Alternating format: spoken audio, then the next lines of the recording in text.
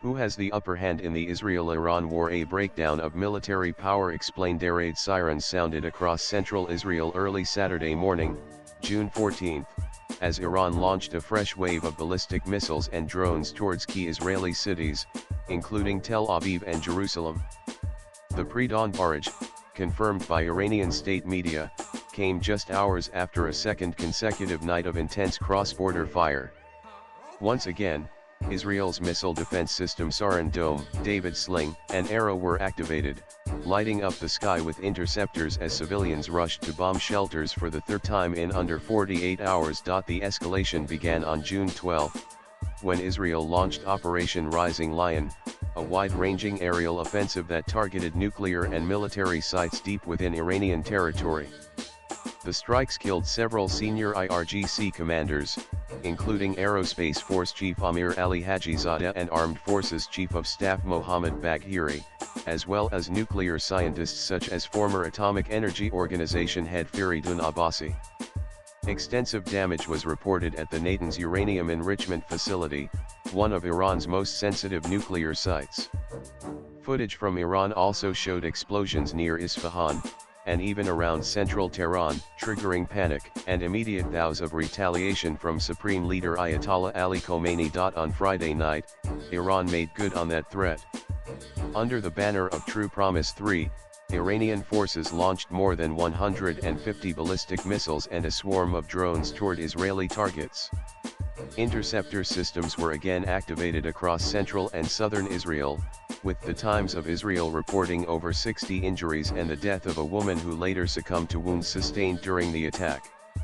Videos from Tehran showed Iranian air defenses engaging targets over Maniriyeh, a neighborhood close to the residence of Khomeini and the Iranian president, suggesting that Israeli strikes had reached alarmingly close to the regime's highest offices. With both sides now engaged in open, direct military confrontation, the long-running shadow war between Israel and Iran has turned into a dangerous and highly volatile shooting conflict. As the international community scrambles to contain the fallout, one fundamental question has become more urgent than ever: how do Iran and Israel stack up in a direct military comparison? Iran holds a significant numerical advantage when it comes to personnel. According to the International Institute for Strategic Studies (IISS), Iran's regular army Artesh, Islamic Revolutionary Guard Corps (IRGC), and paramilitary basage together make up over 600,000 active personnel, with additional reserves pushing the total beyond 900,000.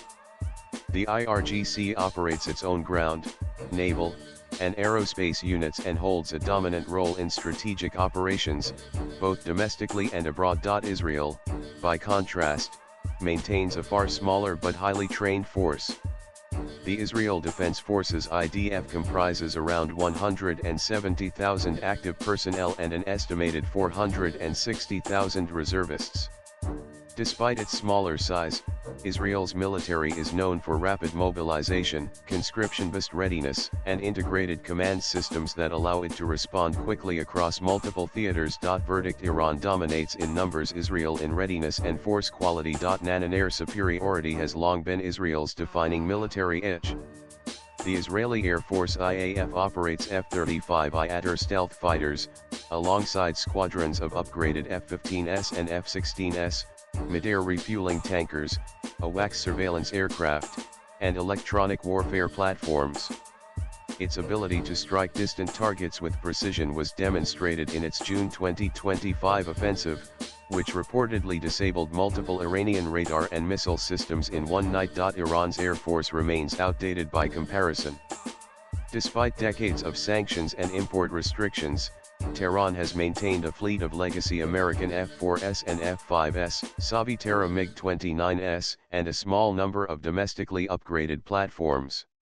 While some new Russian systems have reportedly entered service, Iran still lacks true fifth-generation capabilities and relies more on surface-to-air missiles SAMs for airspace defense. Verdict: Israel holds overwhelming superiority in air combat, strike capability, and ISR integration. Nan here, the comparison becomes more nuanced. Iran possesses the largest ballistic missile arsenal in the Middle East.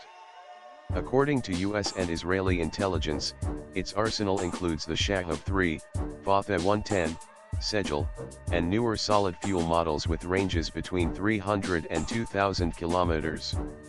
The IRGC Aerospace Force manages these systems, which are dispersed across underground silos and mobile launchers. Crucially, Iran has also emerged as a major drone power, using UAVs like the Shahd 136, Mohajer 6, and Ababil 3 in both surveillance and kamikaze roles. These systems have been supplied to proxies across the region and reportedly to Russia in the Ukraine war. Israel, meanwhile, maintains a smaller missile arsenal focused on high-precision, short, and medium-range systems like the Laurel long-range artillery and the Jericho series, which reportedly form the basis of its strategic deterrent. Israel also leads in drone technology, operating combatist UAVs for reconnaissance, surveillance, and precision strikes.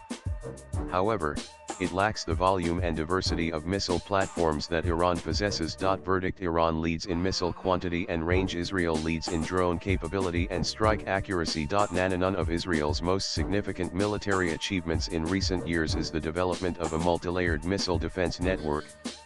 The Iron Dome system intercepts short-range rockets, while David Sling and Arrow 23 counter medium and long-range threats, including ballistic missiles.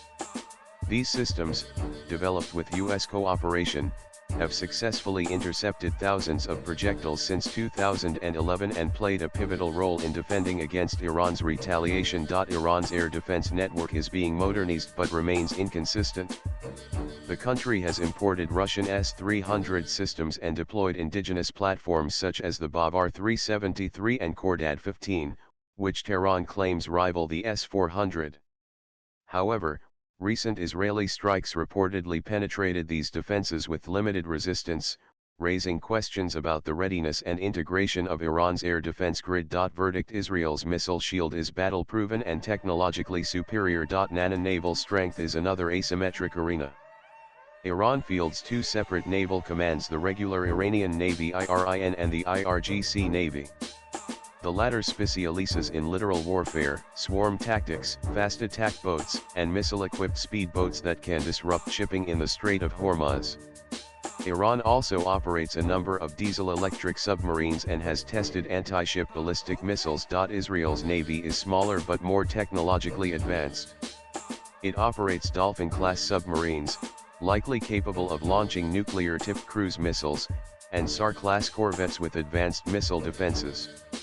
The Israeli Navy plays a key strategic role in securing offshore gas assets and provides a second strike capability through its submarine fleet. Verdict: Iran has regional disruption capabilities. Israel has strategic maritime deterrence and underwater supremacy. Both countries are considered major cyber powers. Israel is widely credited with launching the Stuxnet worm that disrupted Iran's nuclear program in 2010, in partnership with the United States. The country's Unit 8200 is a leading SIGINT and cyber warfare unit.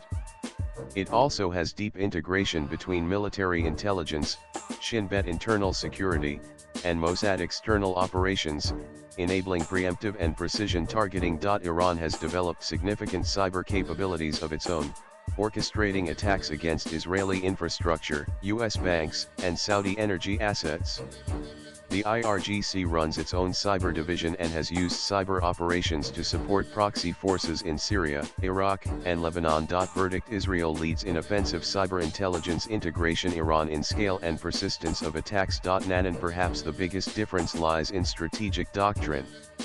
Iran has built an expansive network of proxy forces including Hezbollah in Lebanon, Hamas and Islamic Jihad in Gaza, Shia militias in Iraq and Syria, and the Houthis in Yemen.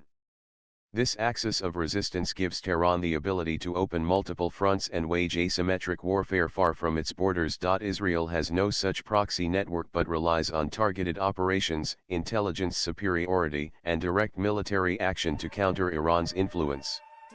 Its recent decapitation strikes on IRGC officials in Syria and Lebanon, as well as sabotage operations inside Iran, reflect a strategy of preemption and disruption rather than attrition. Verdict: Iran dominates in regional influence via proxies. Israel counters with surgical force and intelligence. Israel is widely believed to possess a nuclear arsenal estimated between 80 and 200 warheads delivered viaduct Jericho 3 missiles, Dolphin-class submarines capable of launching cruise missiles, and nuclear-capable F-15I and F-16I aircraft. It maintains a policy of nuclear ambiguity meaning it neither confirms nor denies the existence of such weapons. Iran, while officially denying any intent to build nuclear weapons, has significantly advanced its enrichment program. According to a May 2025 IAEA report, Iran possesses approximately 408.6 kilograms of uranium enriched up to 60%, enough for 910 warheads if enriched to weapons grade. Verdict: Israel holds an undeclared but functional nuclear deterrent. Iran is at the threshold but not yet there. In conventional military terms, Israel holds a qualitative edge, with superior air power, cyber capabilities, missile defense, and nuclear deterrence. Iran, however, compensates with strategic depth, regional proxies, a massive missile inventory, and a growing asymmetric doctrine that challenges Israel across multiple fronts. Swipe left for next video. While Israel's focus is on defending its territory with high-tech systems and rapid strike capabilities, Iran's doctrine is built around deterrence through overreach, leveraging allies, missiles, and ideology to spread Israeli forces thin. The real question is no longer who is stronger militarily, but how long this direct confrontation can be contained before it spirals into a wider regional war, or possibly draws in global powers. Latest blogs.